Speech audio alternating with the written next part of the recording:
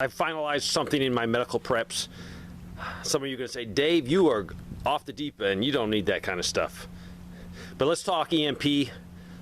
Let's talk catastrophic failure of our system, and it'll take us back probably to the 1800s. We all know that. If the power grid's down, banking, internet, all the things that we enjoy to make our life easier, is if all those things are gone, and I don't have a hospital to take people to, if it's going to be only your neighbors relying on each other, then this is not crazy talk. I plan for anything that's possible during the 1800s. I want to talk about amputations, talk about the Civil War. I've studied a lot about the Civil War and amputations because it's medical, and it was a time period that they didn't have a lot of modern medical practices. But they were still successful. Most people think they weren't, but doctors did a great job.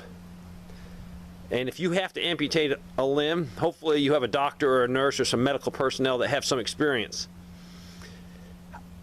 I have some medical people in my community, but I don't think any of them are really thinking, hey, I need to amputate a limb in a grid down situation using primitive tools.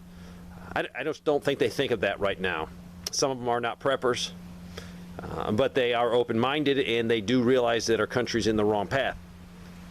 So, during the Civil War, they had to amputate over 60,000 limbs.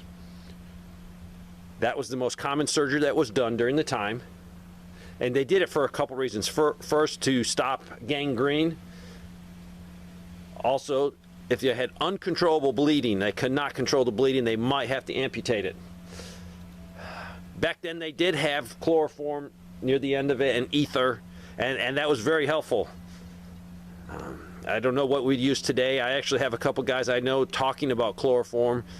They haven't tried it yet, but they're smart enough in the medical field that they could probably do it.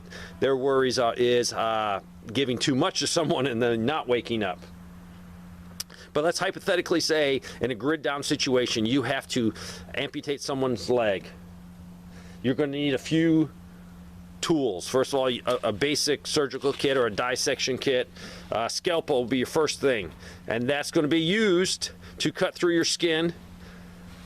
And then after you cut through the skin, you're going to have to cut through more of tissues and muscles, and that's going to take another knife, and it's called a Catlin knife. I don't have one. I'm looking for one, but I do have a couple of knives that would definitely work. So in a worst case, I'd be using those just to get through the muscle, the tissue.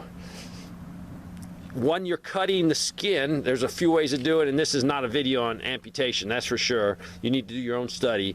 But you leave a flap of skin so you can fold it back over. So you get through the skin, you get through the muscle, the tissue, and you get down to the bone, and then you have to cut through the bone. And this is a bone saw. It's a Weston bone saw. I just picked it up. I've wanted one for a while just for medical.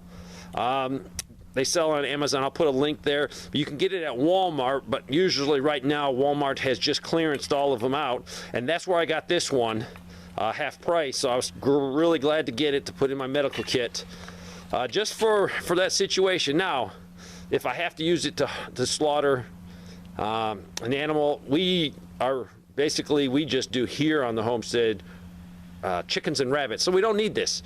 But if we get into something bigger, we definitely do. But if I do that, I would go to a neighbor's house that has all the equipment and is set up to go.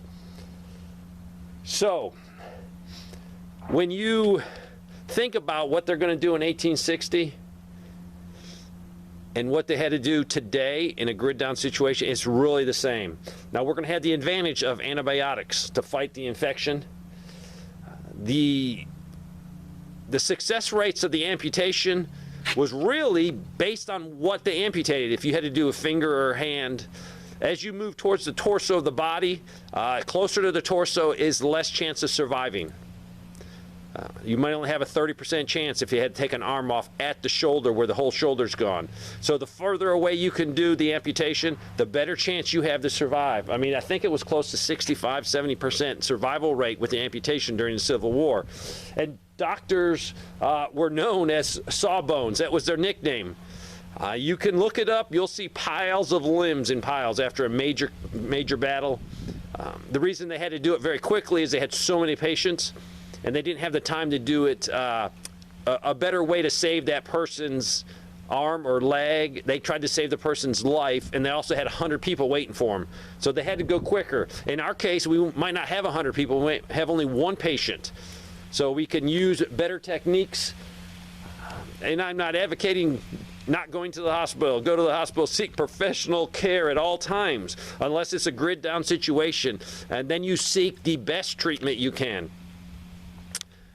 And amputating the leg is gross. You just don't take the saw and you cut through. No, you use a scalpel. So make sure you have a scalpel and extra blades. You cut through the skin. Then you use a sharper knife and a heavier duty knife. It's called a Catlin. I think it's Catlin.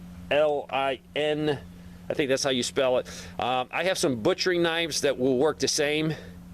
And then you cut through the muscle, the tissue, and then you cut through the bone. Make sure you leave a flap.